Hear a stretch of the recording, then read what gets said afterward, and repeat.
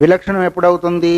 ఏదో ఒక రకంగా దానిలో కలిసి ఉండాలా. ఇప్పుడు ప్రకృతి సంబంధమైన దీనిలోనేమో రకరకాలు కలిసి ఉన్నాయి. మరి పరమాత్మకు విలక్షణమైనందువల్ల ఉపాదాన కారణం ఏదైనా అవకాశం ఉంటుందా? ఉపాదాన కారణం ఏదైనా అవకాశం ఉంటుందా? ఉండదు అనేది పూర్వపక్షం లేవనెత్తాడు. ప్రధాన ప్రకృతిగతమపి సమానమేతతు, అది కూడా విలక్షణమైంది కదా. అది కూడా విలక్షణమైందే. ఎందుకు విలక్షణమైంది? మాకు విలక్షణత్వం అని చెప్పారు కదా. ఏంటిది? బ్రహ్మానికంటే జగత్తు విలక్షణమైంది అన్నారు. దోషాలు ఒకరు చూపించారా లేదా? దోషాలు చూపించినందువల్ల బ్రహ్మము విలక్షణమైనందువల్ల కారణమయ్యేదానికి వీల్లేదు. అయితే ఇప్పుడు మీ ప్రధానాన్ని కారణం తీసుకున్నాను కానీ జగత్తు విలక్షణం అవుతుందా లేదా? ఎట్లా విలక్షణం అవుతుంది అంటే, జగత్తు చైతన్యంతో కూడుకుంది, మీ ప్రధానమేమో జడమైంది. ఇప్పుడు విలక్షణమైందా లేదా? వాళ్ళు ఊరుకుంటారు ఏంటి? వీళ్ళు దోషం చూపిస్తే వాళ్ళు కూడా చూపిస్తూ ఉంటారు. మీ ప్రధానం జడము, అదం చేతనం ఉంది. మరి చేతనానికి జడమైన ప్రకృతి ఎట్లా కారణం అవుతుంది? ఆ దోషం మీకు కూడా ఉంది. అటువంటిప్పుడు మరి శృతి ప్రతిపాద్యం ఈ సామాన్యం దోషం మా పక్షంలో ఎట్లా చూపించావో మీ పక్షంలో కూడా అదే. అందుకొరకు శబ్దాదిహీనాత్ ప్రధానాత్ శబ్దాదిమతో జగత ఉత్పత్తి అభ్యుపగమాతు. శబ్దాది అంటే చైతన్యరహితమైన విషయరహితమైన ప్రధానము నుంచి చైతన్యంతో కూడుకున్న ఈ జగత్తు ఎలాగా ఉత్పన్నమవుతుంది అనేది కూడా మీకు దోషము వస్తుంది. అతేవచ విలక్షణ కార్యోత్పత్తి అభ్యుపగమాతు సమాన ప్రాగుత్పత్తే అసత్ కార్యవాద ప్రసంగ. ఒకవేళ అసత్తు నుంచే ఈ కార్యమంతా కూడా జరిగింది అంటే సత్ నుంచి మేము జరిగింది అంటున్నాము. మాకు ఏ దోషమైతే చూపిస్తారో ఆ దోషమే మీకు మళ్ళీ తిరిగి వస్తుంది. కాబట్టి ఈ దోషం సమానమే. సమాన దోషం ఉన్నప్పుడు ఇద్దరు వదులుకోవాల్సిందే కదా. ఒక దగ్గర దోషం ఉంటేనో సర్దుకోవాల్సి ఉంటుంది. నీ దగ్గర ఈ దోషం ఉంది, నా దగ్గర ఇద్దరు తప్పు చేసిన వాళ్ళు అనుకోండి, ఎవరికి చెప్పబోక అంటారు. ఒకటే తప్పు చేస్తే చూసుకొని నేను చేస్తానో అని అంటారా లేదా? అందుకొరకు వాళ్ళకు సమాన దోషం ఉంది, వీళ్ళకు కూడా దోషం ఉంది. అందుకొరకే ఉత్పత్తికి ముందు మరి ప్రధానం కారణం ఏదానికి అవకాశం ఉంటుందా? లేదు. తదా పీతో కార్యస్థ కారణ విభాగ అభ్యుపగమాతు తద్వత్ ప్రసంగోపి సమాన. మరి ప్రళయమైనప్పుడు కారణం వేరుగా ఉంటుంది అన్నారు. కారణం వేరుగా ఉన్నట్టయితే మీ దగ్గర కూడా ప్రళయం అయినప్పుడు కారణం వేరుగా ఉంటే మరి మాకే దోషం అయితే చూపించారో ఆ దోషం మీకు వస్తుందా లేదా? కారణం వేరుగా ఉన్నట్టయితే కార్యకారణ భావం కాదని కదా వాళ్ళు చెప్పారు. అట్లాగే ప్రళయం అయినప్పుడు మరి అది చైతన్యము, మరి ఇదేమో జడము. ఒకవేళ ప్రళయం జరిగినప్పుడు దానిలో అయిపోతే దాన్ని కలిసిపోతుందా? లేదు. ఏంటిది? వేరుగా ఉంటుందా? కలిసిపోయినట్టయితే మీ ప్రధానానికి ఏమవుతుంది? చైతన్యం వస్తుంది. ఆ గుణాలన్నీ కూడా ప్రధానానికి వస్తాయి. వేరుగా ఉంది అంటే మళ్ళీ కార్యకారణ భావం అయ్యేదానికి అవకాశం లేదు. నువ్వే దోషం చూపించావో ఆ దోషం మీకు కూడా ఉంది. తథా మృదిత సర్వ విశేషేషు వికారేషు అపీత విభాగాత్మతాం గతేషు ఇదం అస్య పురుషస్య ఉపాదానం ఇదం అస్యేతి ప్రాక్ ప్రళయాత్ ప్రతిపురుషం ఏ నేతాభేద నా తే తథైవ పునరుత్పత్తం నియంత్రం శక్యంతే కారణాభావతు. ఆ దోషం ఏంటో చూపిస్తున్నాడు. మృదిత సర్వ విశేషేషు, ప్రధానంలో లయమైన తర్వాత సమస్త విశేషాలు పోయినాయి. అంటే ఏ జీవుడికి ఏ విశేషం ఉందో, ఏ స్వభావం ఉందో, ఏ సంస్కారం ఉందో అవన్నీ పోయినాయా లేదా? ప్రధానంలో లయమైపోతాయి ఉంటాయా? ప్రధానంలో లయమైనాయి అనుకో, ఒక్కొక్క జీవుని విశేషాలు కూడా ఉంటాయా పోతాయా? పోతాయి. పోయినందువల్ల వికారేషు అపీత అవిభాగమతాత్మనం. ఒకవేళ మీ ప్రధానములే సమస్తము లయమైపోయింది అంటే మాకే దోషం చూపించావో అవన్నీ కూడా లేకుండా పోతాయి. లేదంటావా? పురుషస్య ఉపాదానమిదం అస్యేతి ప్రాక్ ప్రళయాత్ ప్రతిపురుషం ఏ నేతాభేదా. ప్రళయానికి ముందు ప్రతి జీవుడికి ఏ నియతమైన భేదాలు ఉన్నాయో ఆ భేదాలు లేకుండా పోతాయో అందరూ మళ్ళీ సమానం అయిపోతారు. పుట్టేప్పుడు కూడా మళ్ళీ ఏమవుతారు? నాతే తథైవ పునరుత్పత్తో నియంత్రం శక్యంతే. మళ్ళీ ఆ రూపంలోనే మళ్ళీ సృష్టి అయ్యేదానికి వీల్లేదు. ఎందుకంటే మీ ప్రధానంలో ఏమైపోయిన తర్వాత మొత్తం సమానం అయిపోయారు కదా. మరి ప్రళయంలో అయ్యేదానికి ముందు ఏ భేదాలు ఉన్నాయో మళ్ళీ ఉత్పత్తులు ఆ భేదంలో వచ్చేదానికి అవకాశం ఉంటుందా? అవకాశము ఉండదు. ఎందుకంటే కారణం లేనందువల్ల. మాకు కారణం ఉంది. ఏంటిది? అనాది మాయ ఉంది కాబట్టి వేరుగా ఉండేదానికి ఉంది. మీకేం కారణం ఉంది వేరుగా వచ్చేదానికి? అందుకొరకు ఈ దోషం మీకు కూడా వస్తుందా లేదా? అందుకొరకు వినైవచ కారణేన నేమే అభ్యుపగమ్యమానే కారణాభావ సామ్యాన్ ముక్తానామపి పునర్బంధ ప్రసంగ. ఈ కారణం లేని కారణం చేత నియమం కూడా లేను అందువల్ల కారణం లేని ముక్తులు కూడా మళ్ళీ మీ పక్షంలో తిరిగి వచ్చేదానికి అవకాశం ఉంటుంది. మా పక్షంలో మాత్రము తిరిగి వచ్చేదానికి అవకాశం. మా పక్షం ఏంటిది? అనాది అవిద్య సమ్యజ్ఞానం చేత నష్టమైంది కాబట్టి మళ్ళీ ముక్తులు తిరిగి రారు. కానీ మీకు అది ఉందా? మీ దోషం మీకే ఉండిపోతుంది. కానీ మాకు వచ్చేదానికి పునర్బంధ ప్రసంగ అధ కేచిత్ భేద అపీతావిభాగమా మాపద్యంతే కేచిన్నేది చేది. లేదు మేము అట్లనము, కొన్ని మాత్రము భేదంగా ఉంటాయి, కొన్ని కలిసిపోతాయని అంటాము. ప్రళయం లోపల కొన్ని వేరుగా ఉంటాయి, కొన్ని కలిసిపోతాయి ఒకవేళ అంటావేమో. ఎవరిని? పూర్వపక్షాన్ని సిద్ధాంతం ఎత్తిపొడుస్తూ ఉన్నాడు. అన్నీ లయం కావు, కొన్ని లయమైపోతాయి, కొన్ని ఉంటాయని అంటావా? ఏ నాపద్యంతే తేషాం ప్రధాన కార్యత్వం నా ప్రాప్నోతి ఇత్యేమేతే దోషాః సాధారణత్వాత్ నా అన్యతర అస్మిన్ పక్షే చోదయితవ్యా భవంతీతి అదోషః తామేవైషాం దృఢయతి అవశ్యాశ్రయితవ్యత్వాత్. అందువల్ల మీరు దేనివల్లనైతే ప్రధానమే కార్యం చెప్పినందువల్ల ఈ దోషాన్ని వస్తాయి కాబట్టి నా ప్రాప్నోతి ఇత్యేమేతే దోషాః, మీకు దోషాలు మీకు ఏ దోషాలు వచ్చినాయో ఆ దోషాలు మాకు వచ్చే అవకాశం లేదు. ఎందుకంటే మాకు అజ్ఞాన నాశనమైనందువల్ల ఏంటిది మళ్ళీ ముక్తుడైన వాడేమో జన్మకురాడు. తర్వాత వేరుగా ఉండేదానికి అవకాశం లేదు. దానికి స్వప్రదృష్టాంతం ఒకటి ఇచ్చారు. కానీ మీ విషయంలో మాత్రం ఇలాంటి దోషాలు వస్తాయి. సాధారణత్వాన్ నా అన్యతరస్మిన్ పక్షే చోదయితవ్య. ఇంకా వేరే ఏ పక్షంలో మనం వెతికినప్పటికీ విచారించినప్పటికీ ఈ దోషాలు మీకు ఉండనే ఉంటాయి. భవంతి త్యదోషతాం ఏవ ఏషాం దృఢయతి. మాదేమో దోషం లేదని మీ యొక్క ప్రక్రియని బట్టి చూస్తే మాది దోషరహితమైందనే ఉద్దేశం చేత దృఢము అవుతోంది. అవశ్య ఆశ్రయితవ్యత్వాత్. ఈ శృతి మార్గం ఏదైతే ఉందో అవశ్యంగా ఆశ్రయించవలసిందిగా ఉంటుంది. అందువల్ల అసలు ఈ రూపంగా చెప్పినట్టయితే మీ యొక్క పద్ధతిలోనే దోషాలు వస్తాయి. కానీ ప్రతిపక్షాన్ని ఆశ్రయించి ఏ కార్యకారణ భావం ఇది చెప్పబడిందో దానికి దోషాలు రావు. ఇదే వీళ్ళలో ఉన్నది ఏంటంటే ఒకటి వాళ్ళు చూపిస్తామంటే ఒకటి వీళ్ళు చూపించరు. అందుకొరకు ఏ దోషమైతే మాకు చూపించారో ఆ దోషం మీకు ఉంది.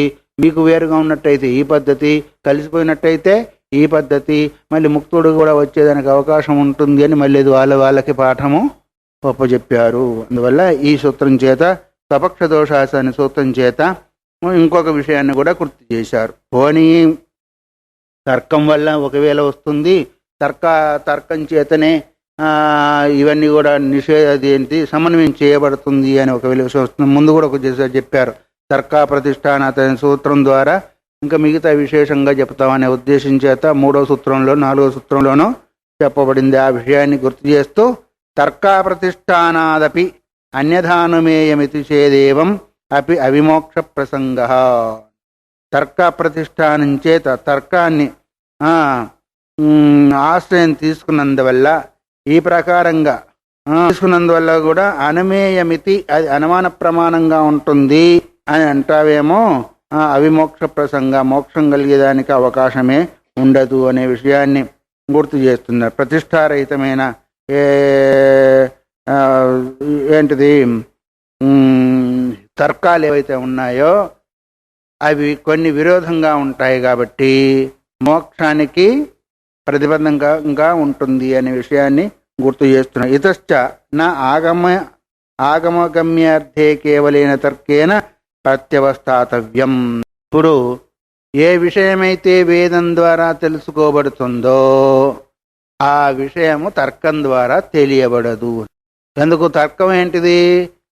తనకు అనుకూలంగా ఒక విషయాన్ని ప్రతిపాదించేదానికి చేయబడేది తర్కం. శృతి ఏంటిది? అది అనాది కాబట్టి విషయాన్ని ఉన్నదన్నట్టుగా చెబుతోంది.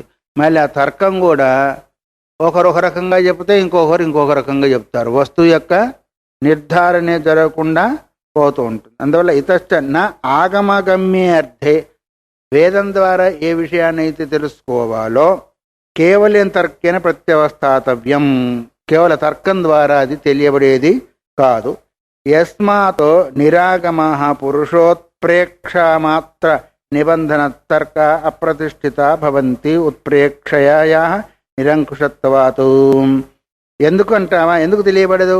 ఆగమ ద్వారా తెలియబడేది తర్కం ద్వారా ఎందుకు తెలియబడదు? ఒకవేళ అంటామో నిరాగమ పురుషోత్ప్రేక్ష మాత్రం అంటే శృతిని వదిలిపెట్టి శృతిని ఆధారంగా తీసుకోకుండా కేవలం జీవులు వాళ్ళకు వాళ్ళు ఏం చేస్తారంటే అప్రతిష్ఠిత భవంతి, ఒక దగ్గర నిలుచుకొని ఉండరు.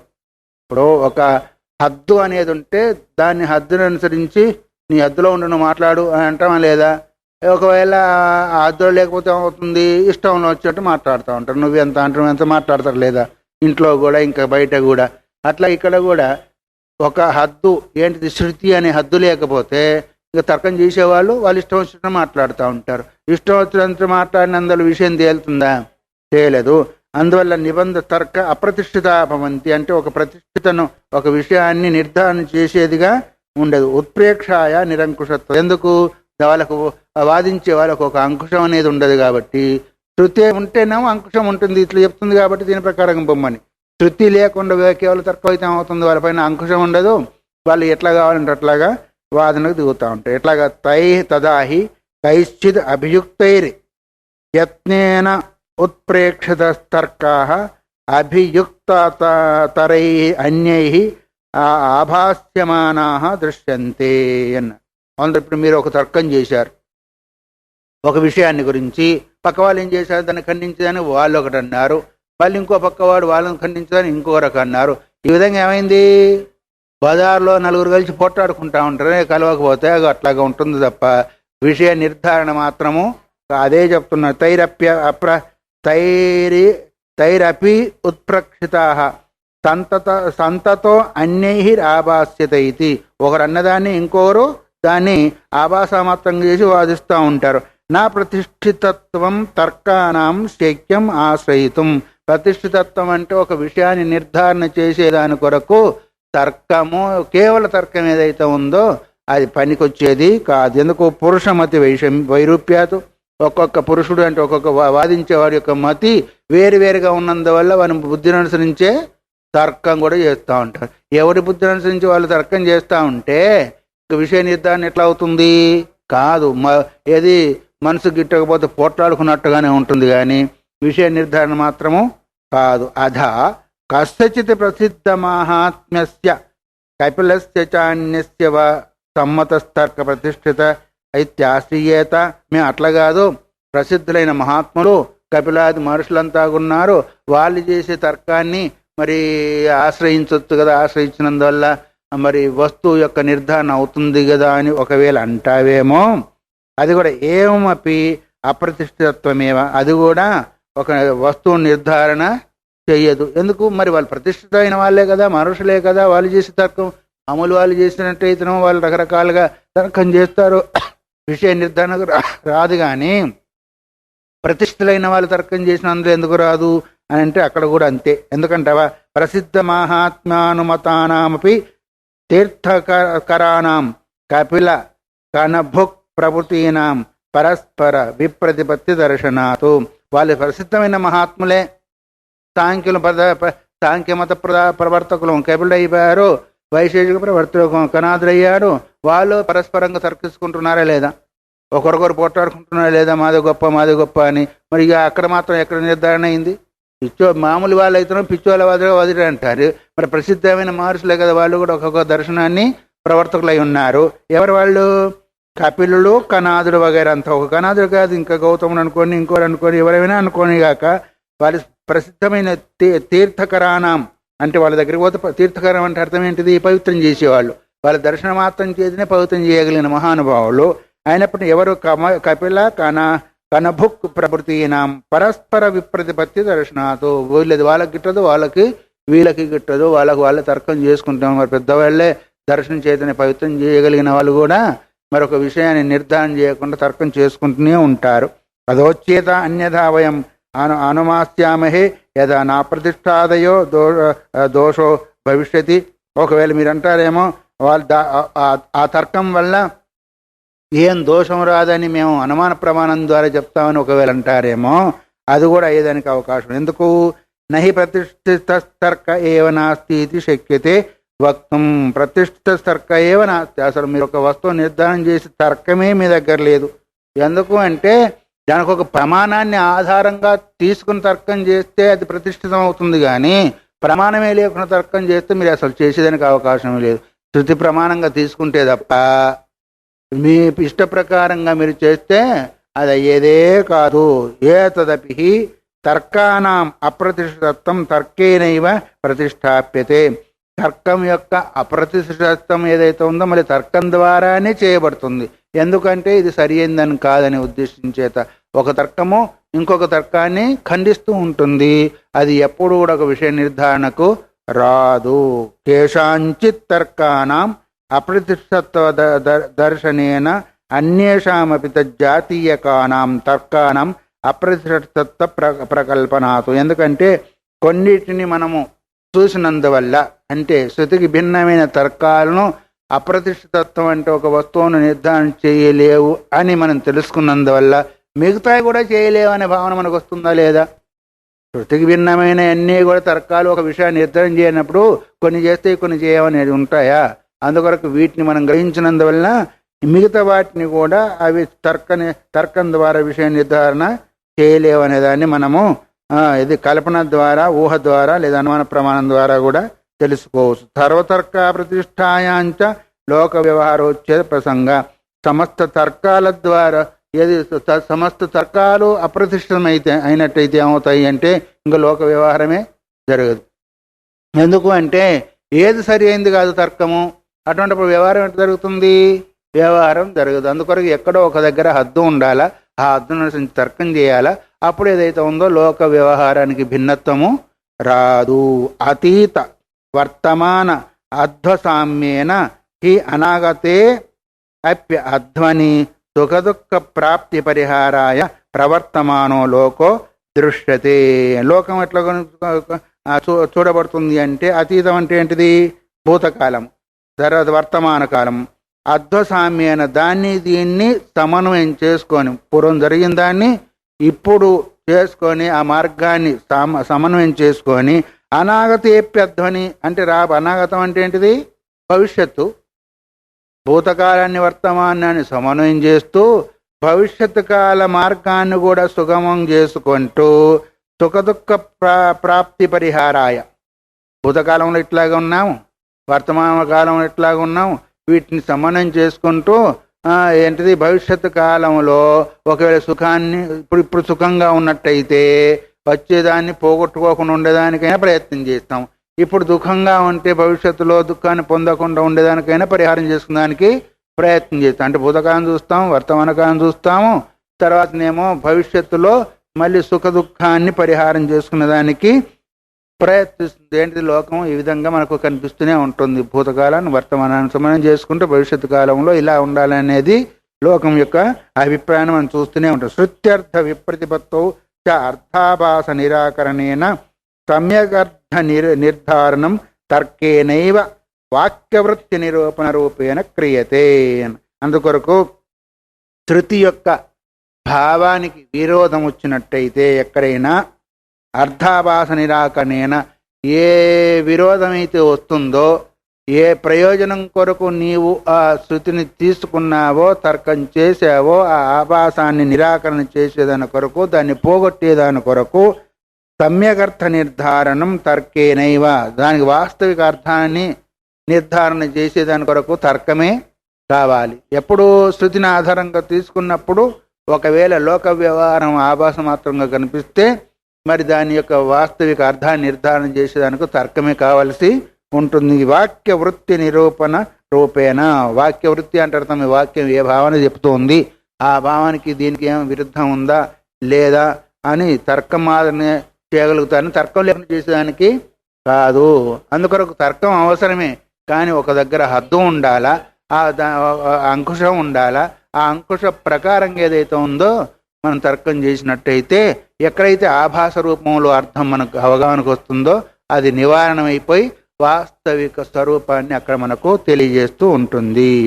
తర్వాత ఈ విషయాన్నే మనురపి చైవం మన్యతే. మను కూడా ఇప్పుడు మేము ఏ ప్రక్రియని అయితే చెప్పామో మను మహర్షి కూడా ఈ విషయాన్నే చెప్తుంటారు. ప్రత్యక్షానుమానం చ శాస్త్రం చ వివిధాగమం. ఒకటి ప్రత్యక్షము, ఒకటి అనుమానము, వివిధ ఆగమ రూపమని శాస్త్రము. త్రయం సువిదితం కార్యం ధర్మశుద్ధిమభీప్తత అన్నాడు. ధర్మం ద్వారా మన శుద్ధుడు కావాలనుకుంటే లేదు చేసే ధర్మ కార్యము శుద్ధం కావాలి అంటే 3 కావాలంట. ఒకటి ప్రత్యక్షము, ఒకటి అనుమానము, వివిధమైన ఆగమ రూపంలో ఉన్న శాస్త్రము. ఈ త్రయం సువిదితం కార్యం. ఈ 3ంటిని బాగా తెలుసుకొని ఏ కార్యమైతే చేస్తాడో ఆ కార్యం ద్వారా ఉత్పన్నమయ్యే ధర్మం ఏదైతే ఉందో శుద్ధంగా ఉంటుంది. లేదా తాను చేసే శ్రద్ధ కర్మ యొక్క ఫలము ఏంటిది శుద్ధంగా ఉండాలని కోరుకునే వాళ్ళు ఈ 3ంటిని పాటించవలసి ఉంటుంది. 3 ఏంటిది? ప్రత్యక్షం, అనుమానము, వివిధమైన ఆగమం అంటే వేదము. ఆర్షం ధర్మోపదేశంచ వేదశాస్త్ర విరోధిన ఎస్ తర్కేనానుసంధత్తే తా ధర్మ వేద నేతరహ అన్నాడు. ఆర్షం అంటే ఋషిప్రోక్తమైంది. ఆర్షం అంటే ఏంటిది? ఋషిప్రోక్తమైంది ధర్మోపదేశం.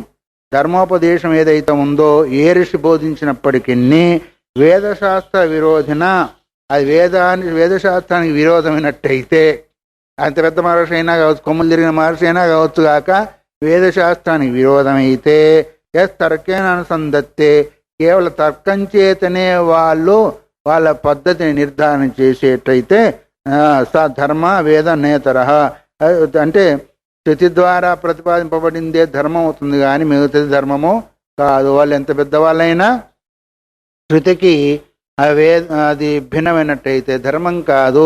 ఒకవేళ శృతి విరోధం లేకుండా ఉన్నట్టయితే అదే ధర్మం అవుతుంది అని ఈ విధంగా మను మహర్షి కూడా చెప్పారు. ఇది బ్రువన్ ఈ విధంగా చెప్పి ఏం చేశాడు మళ్ళీ? అయమేవ తర్కస్య అలంకారో యద్ అప్రతిష్ఠితత్వం నామా. ఇదే తర్కానికి అలంకారం ఏంటిది అంటే అప్రతిష్ఠితత్వం నామ. అప్రతిష్ఠితత్వం అంటే ప్రతిష్ట లేకపోవడం. అధర్మం నుంచి వివేక జ్ఞానం కలుగుతుందా? ధర్మశుద్ధి కావాలంటే అర్థం ఏమిటి? అధర్మం నుంచి వేరే ఉండాలా, అప్పుడే ధర్మశుద్ధం అవుతుంది. ఇది ఏదైతే ఉందో అప్పుడు తెలుసుకొని చేసినందువల్ల ఏమవుతుంది అంటే దానిలో శుద్ధత్వం వస్తుంది. అందువల్ల ఈ విధంగా చెప్పుతూ తర్కాన్ని స్వీకరించినట్టయితే అప్పుడేమవుతుంది? వాళ్ళు చెప్పే తర్కం ఏదైతే ఉందో వాళ్ళు అప్రతిష్ఠితత్వమైనట్టయితే సతర్కం చేసే వాళ్ళకేం అలంకారం కాదా? వీళ్ళు చెప్పే తర్కము శృతికి విరుద్ధంగా ఉన్నట్టయితే ఇప్పుడు శృతి రూపంగా చేసే శృతికి అనుకూలంగా చేసే తర్కానికి అది అలంకారం కాదా? కాదు. మార్కెట్కి వెళ్ళాము, కుళ్ళిపోయిన వంకాయలు అంటే మంచి వంకాయల విలువ వస్తుందా లేదా? అవునా కాదా? మంచి వంకాయల విలువ రావాలంటే కుళ్ళిపోయిన వంకాయలు ఉండాలి అక్కడ, లేకపోతే ఇక మామూలు సామాన్య విలువ అవుతుంది. మరి శృతికి అనురూపమైన తర్కంకి విలువ రావాలంటే కుతర్కం ఉంటేనే విలువ వస్తుంది అని. అవునా కాదా? అయమేవ తర్కస్య అలంకార ఏది అప్రతిష్ఠితత్వం నామా. అప్రతిష్ఠితమైన తర్కం ఉన్నప్పుడే ఏది ప్రతిష్ఠితమైన తర్కానికి అలంకారం వస్తుంది కానీ లేకపోతే వచ్చేదానికి లేదు. ఏవం హి సావధ్య తర్కం పరిత్యాగేన నిరవధ్య తర్క ప్రతిపత్తవ్యో భవతి. అబద్ధం అంటే అర్థమేమి? నిందితమైంది, దూషింపబడే తర్కం ఉంటేనే నిరవధ్యమైన తర్కము భూషింపబడుతుంది. దోషరహితమైన తర్కం భూషింపబడాలంటే దోషంతో ఉన్న తర్కం ఉంటేనే అక్కడ ఏమవుతుంది అంటే భూషింపబడుతుంది. నహి పూర్వజో మూఢ ఆసీద్ ఇత్యాత్మానమపి మూఢేన భవితవ్యమితి కించిదస్తి. పూర్వజులు మా పూర్వులంతా మూఢులుగా ఉండేవాళ్ళు, ఇప్పుడు కూడా నేను మూఢున్నాను ఎవడంటాడా? అంటారా? నా పూర్వులంతా కూడా బుద్ధిమంతులుగా ఉండేవాళ్ళు, ఇప్పుడు నేను బుద్ధిమంతులని ఎవరు అనుకుంటారా? అట్లా అనుకున్నారేమో కానీ బుద్ధిమంతులుగా ఉన్నారని. కానీ నా పూర్వులంతా మూఢులుగా ఉన్నారు, నేను కూడా మూఢుని అనుకుంటారా? అనుకోరు. పూర్వులంత మూఢులైనందువల్ల తాను మూఢుడు కావాలని ఏమీ లేదు. అందువల్ల నహి పూర్వజో మూఢ ఆసీద్ ఇది ఆత్మానమూఢేన భౌతమేమితి కించిదస్తి ప్రమాణము. పూర్వులు మూఢులుగా ఉన్నారని ఇప్పుడు తాను కూడా మూఢుడుగా ఉండాలని ప్రమాణము లేదు. పూర్వులు దరిద్రులుగా ఉన్నారని తాను కూడా దరిద్రులుగా ఉండాలనే ప్రమాణం ఏమీ లేదు. అందుకొరకే వీళ్ళు ఎత్తి పొడుపు మీ వాళ్ళంతా కూడా కుతర్కం చేశారని నువ్వు కూడా కుతర్కం చేయవలసిన అవసరం ఏమి లేదని వాళ్ళు ఎత్తి పొడుస్తున్నారు. విందా తస్మాన్న తర్కా ప్రతిష్టానం దోష ఇది చేత్. అందువల్ల తర్కా ప్రతిష్టానం ఏదైతే దోషం ఒకవేళ అంటామేమో ఏం అపి అవిమోక్ష ప్రసంగ. ఈ విధంగా అన్నట్టయితే కూడా మరి మోక్షం అనేది కలగదు. తర్కము ప్రతిష్ఠితమైంది కాదు అని ఒకవేళ నువ్వే అంటామేమో అది తర్కం ప్రతిష్ఠితమైంది కాకపోతే నీ మోక్షం అనేది కూడా లభించదు. ఎందుకంటావా యద్యపి క్వచిత్ విషయే తర్కస్య ప్రతిష్ఠత్వం ఉపలక్ష్యతే తదాపి తర్కం అంతటా మనకు కావాలనేది లేదు. ఎక్కడ అవసరమో అక్కడ మాత్రమే తర్కం మనకు అవసరము. అంతటా తర్కము అవసరం అనేది లేదు. అనవసరం అనేది కూడా ఎక్కడెక్కడ మనకి ఏది అవసరమో దాన్నే తీసుకుంటాం కానీ సమస్త రూపాల్లో మన తర్కాన్ని చూసుకుంటామా? ఎక్కడ మనకు ప్రత్యక్షం కావాలో దాన్ని తీసుకుంటాం, ఎక్కడ అనుమానం కావాలో అక్కడ తీసుకుంటాం, ఎక్కడ ఆగమం కావాలో అక్కడ తీసుకుంటాం, అన్ని చోట్ల అన్ని తీసుకుంటాం ఏంటిది. అందుకొరకే క్వచిత్ విషయే తర్కస్య ప్రతిష్ఠితత్వం ఉపలక్ష్యతే తథాపి ప్రకృతే తావది విషయే ప్రసజ్యతే ఏవ అప్రతిష్ఠత్వాత్ దోషాద్ అవిమోక్షస్తర్కస్య. అందువల్ల ఎక్కడైతే తర్కం అవసరమో అక్కడే ప్రతిష్ఠత్వం ఉపలక్షితే. అవసరం ఉన్న దగ్గరనే తర్కం యొక్క అది ప్రతిష్ట ఉంటుంది. అట్లాగే ప్రకృతే తావది విషయే ప్రసజ్యతే. ప్రకృతి రూపంలో కూడా వ్యవహారము అలాగే జరుగుతుంది, ఆ తర్కాన్ని అనుసరించే జరుగుతుంటుంది. ఏవ అప్రతిష్ఠత్వ దోషాద్ అవిమోక్ష తర్కస్య. ఇప్పుడు అప్రతిష్ట తర్కం ఏదైతే ఉందో విషయ ప్రస్తావన విషయ నిర్ధారణ జరిగింది కాబట్టి అక్కడ మోక్షం అనేది జరగదు. ఎక్కడ తర్కం అవసరమో దేని ద్వారా మరి అది ప్రతిష్ఠితమైనందువల్ల మోక్షం కూడా అది నిత్యం అవుతుంది. అప్రతిష్ఠిత తర్కం ద్వారా కలిగేది ఏదైతే ఉందో మళ్ళీ పునరాగమనానికి హేతువు అవుతుంది. నహీదం అతి గంభీరం భావయాథాత్మ్యం ముక్తి నిబంధనం ఆగమాంతరేణ ఉత్ప్రేక్షితం శక్యం. అతి గంభీరమైంది ఏంటిది? భావయాథాత్మ్య ముక్తి నిబంధనం అన్నారు. ఇప్పుడు ముక్తి కలగాలంటే అంటే యథార్థం యొక్క భావం, అతి గంభీరమైన యాథాత్మ్య స్వరూపమైన యథార్థాన్ని తెలుసుకొని యథార్థ భావన చేసేది ఏదైతే ఉందో అది ముక్తి నిబంధనం. ఆలింగాద్యాభావాచ్చ ఇక్కడ ఆగమంతో ఆయన ఉత్ప్రేక్షితం శక్యం. ఆగమం తప్ప ఆగమాన్ని వేదాన్ని వదిలిపెట్టి గంభీర భావంతో చేసే భావన ఏదైతే ఉందో మోక్షానికి కారణం కాదు. మోక్షానివర్తి అయిన ఆత్మానుసంధాన రూపమైన ఆ భావనే మోక్షాన్ని కలిగించడానికి అవకాశము ఉంటుంది. అదే నహి ఇదం అతి గంభీరం భావయాథాత్మ్యం ముక్తి నిబంధన ఆత్మానం అంతరేణ ఉత్ప్రేక్షితం శక్యం. దాన్ని వదిలిపెట్టేదానికి అవకాశము లేదు. ఎందుకంటే ఆ రూపాది అభావాద్ది న్యాయమర్థ ప్రత్యక్ష గోచర. ఆ వస్తువు భావగోచరమే కానీ ప్రత్యక్ష గోచరము ఎందుకో దానికి రూపాదులు లేవు, రూపరసగంధాదులు లేనందువల్ల అది ప్రత్యక్ష గోచరం కాదు. భావన మాత్రం అనుభవం మాత్రం గోచరము. అందువల్ల లింగాద్యభావాచ్చ నానుమాదినమితి. లింగము లేనందువల్ల అనుమాన ప్రమాణం కాదు, రూపము లేనందువల్ల ప్రత్యక్షాది ప్రమాణం చేత కూడా గోచరించేది కాదు. ఏంటిది? ముక్తి. మరి దేనివల్ల అంటే శృతి ప్రమాణం ద్వారా తర్కం ద్వారా భావన చేసి ఆ స్వరూపావనగాహన చేసుకోవడమే ఉంటుంది. ప్రత్యక్ష ప్రమాణం అక్కడ పనికిరాదు, అనుమాన ప్రమాణం కూడా పనికిరాదు, ఆగమ ప్రమాణమే వస్తుంది. అక్కడ తర్కం అవసరం ఉంటుంది. అన్ని చోట్ల తర్కం కావాలనే ఉంది. మీకు సందేహం వచ్చింది, ఎక్కడ మందాంధకారంలో సందేహం వచ్చి అక్కడ నువ్వు విచారణ చేస్తావు, అవునా కాదా అవునా కాదా అని అక్కడ తర్కం వచ్చింది. బాగా కనిపించే వస్తువుకి నీకు తర్కం కావాలా? అందుకని ఎక్కడైతే నీకు అవసరమో అది శృతి సమ్మతమైన తర్కము అక్కడ ప్రతిష్ఠితం అవుతుంది.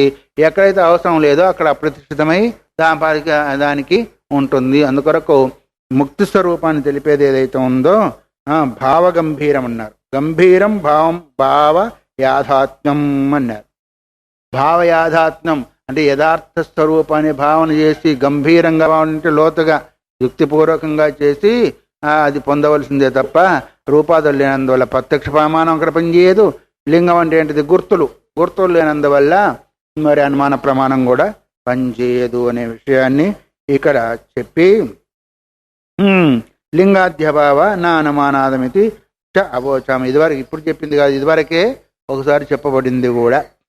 అపిచ సమ్యజ్ఞానాన్ మోక్షయితి సర్వేషాం మోక్షవాదినాం అభ్యుపగమ.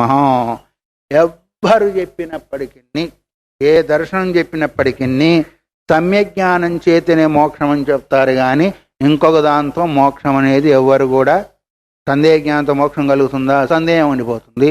సమ్యజ్ఞానం చేత మోక్షం సమస్త ఆచార్యులు లేదా సమస్త దర్శనాలు కూడా చెప్తూ ఉంటుంది. ఇది ప్రత్యక్ష సిద్ధమైంది. తచ్చ సమ్యజ్ఞానం ఏకరూపం వస్తుతంత్రత్వాతం. ఆ సమ్యజ్ఞానము ఏకరూపం, ఒకే రూపం ఉంటుంది కానీ నానా రూపాలు కలిగి ఉండదు. ఎందుకు? అది వస్తుతంత్రం అయ్యింది, కర్తృతంత్రం కాదు. వస్తువు ఎట్లా ఉందో నువ్వు అట్లాగే చూడాలి కానీ ఇంకొకరికి చూస్తా అంటే ఆ సమ్యజ్ఞానం కలగదు. ఎందుకంటే వస్తువు ఎలా ఉందో ఆ విధంగా కర్తృతంత్రం అయితేనేమో నీ ఇష్ట ప్రకారంగా చేయవచ్చు, ఇష్ట ప్రకారంగా అవగాహన చేసుకోవచ్చు. ఇది వస్తుతంత్రం అయినందువల్ల ఆ సమ్యజ్ఞానం ఏకరూపం, భిన్న జ్ఞానంతో కలిగింది, భిన్న రూపమైంది కాదు. ఏకరూపేణ హి అవస్థితో యో అర్థ సపరమార్థ. ఒకే రూపంతో ఉన్న పదార్థము ఏకజ్ఞానంతో కలిగిన పదార్థం ఏదో అదే వాస్తవికమైన పరమార్థము. భిన్న జ్ఞానంతో కలిగింది ఏమవుతుంది? అది పరమార్థం